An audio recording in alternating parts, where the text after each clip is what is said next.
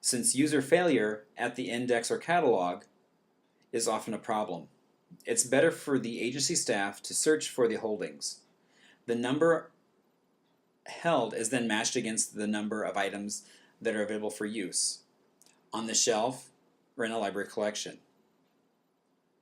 Performance equals the number of or percentage of desired items available for use. To use the formula, P equals H, or percentage of items held, times percentage of items held and are available. Decisions will need to be made as to when to allow substitute items to count and how often to check for availability, since availability may fluctuate from day to day. Since most users really don't care about the holdings and local collections, the best measurement of performance may be how long it takes to deliver a set percentage of desirable items to the user. Some thought will be needed to be given to what an acceptable percentage might be. Agency staff then measure how long it takes to deliver 75 or whatever percentage was decided upon percent of the requested items within X number of hours, which has already been decided upon. Here, performance can be divided into access time, or how long it takes to identify the needed item, and delivery time. How long before the user has the item requested. Different information needs might have different time values. For example, some might be 10 minutes or less, while others might be more than 24 hours but less than a week.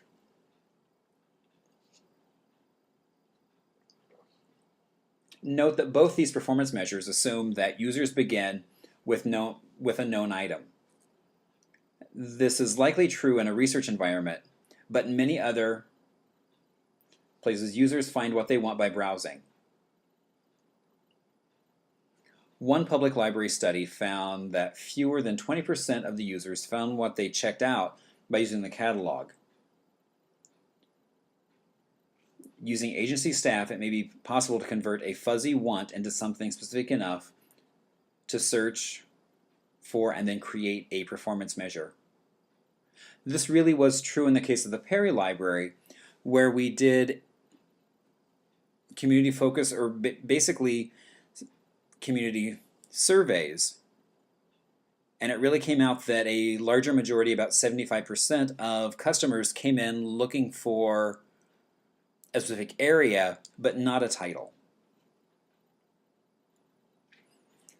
Expert inspection.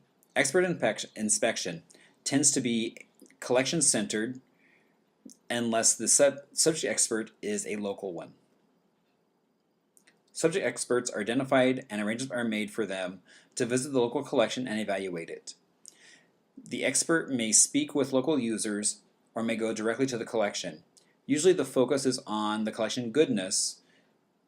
Do you hold standard expected works and completeness? For comprehensiveness, how comprehensive is it? The resulting evaluation is only as good as the expert.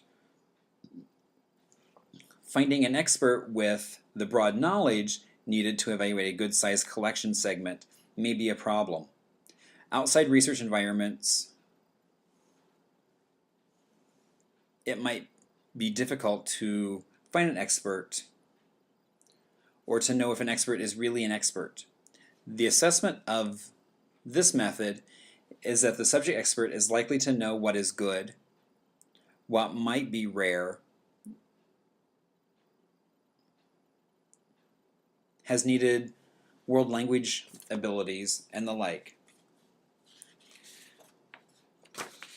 The expert should be objective and is removed from any local special pleading. She may bring new ideas and perspective to developing and managing the collection. Liabilities may include cost, unable to relate to local situations. This is not Michigan or Harvard. may be impressionistic or subjective. Subject knowledge may be limited to a narrow area or just a few topics. Experts may consider several collection attributes, including subject emphasis, degree of difficulty, so if it's community college or university, that would make a difference. Special features, is this something the information organization or agency strives to have a depth of collection? The age of the institution, the language, which may be important because not everything is available in all languages. What format is it in? Identification of rare or valuable items, and notable publishers. Cost. We can also measure the cost of providing informational and entertainment items via locally developed or distant collections. Measures can be fairly gross, as in parent agency expenditures on the information agency or the information agency expenditures on collections. Expenditures per capita, per user, per subject, or per format may be more informative. We can compare expenditures by subject, format, or audience to use in these same categories to see if the most resources are given to the most popular items. The best measure is to capture the cost per use of an item in the collection. This requires the ability to capture all costs associated with selecting the item, making it available for use, including related space and staff cost. Obviously, the more that an item is used, the lower per use cost. One of the persuasive rationales for publicly funded collections is that we make useful items available for use much less inexpensively than if individual or small groups had to buy these items. Here, processing costs really make a difference. A file may be available without cost, but it may require time, effort, and expense to place on the server so that it can be used. Although rarely done, we could also attempt to measure non-monetary use associated with a collection in use.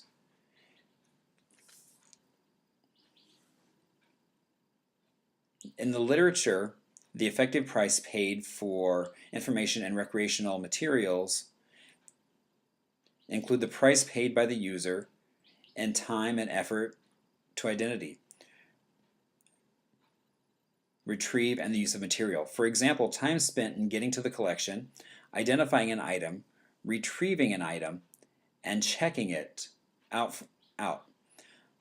Frustration and loss of face associated with the collection use are also examples of cost. In some cases, these invisible costs are very important. Market penetration. Market penetration is the degree to which those eligible to use the collection actually use it. The greater the use, the greater the market penetration. For example, if only 25% of our undergraduate students check materials out from the university library, then market penetration is low.